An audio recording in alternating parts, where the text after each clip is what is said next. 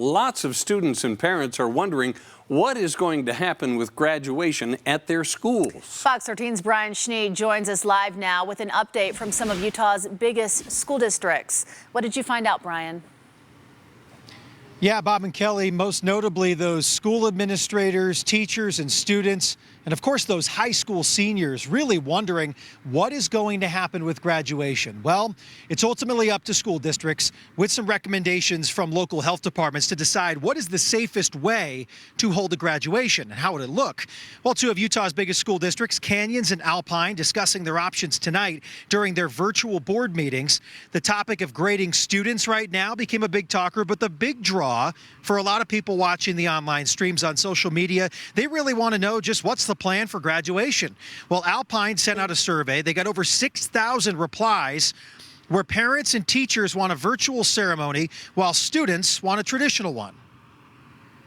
When going through the comments, they want to be together for one thing, and that of course they do. They didn't have any closure. All of a sudden one day they left school, and then we told them, okay, you can't come back. We understand that this is a rite of passage for high school seniors.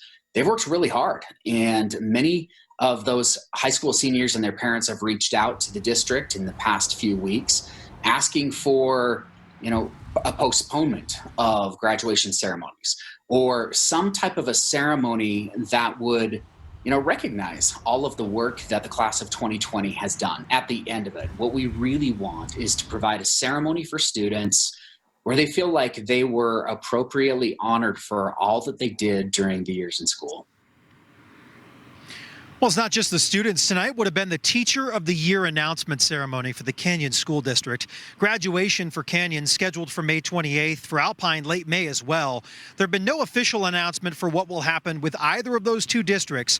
For the last 7 years, graduation rates have increased in the state. So does COVID-19 put the graduation rate increase for an 8th straight year in jeopardy?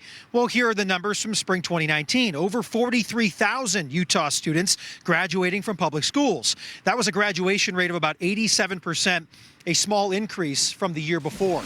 I asked those with the Utah State Board of Education whether or not they believe the pandemic will impact that graduation rate and the number of graduates this year. The simple answer coming from them was yes. To what extent will that number increase or decrease? I guess we will have to find out in at least a few months at this point. Live in Salt Lake City tonight, Brian Schnee, Fox 13 News, Utah.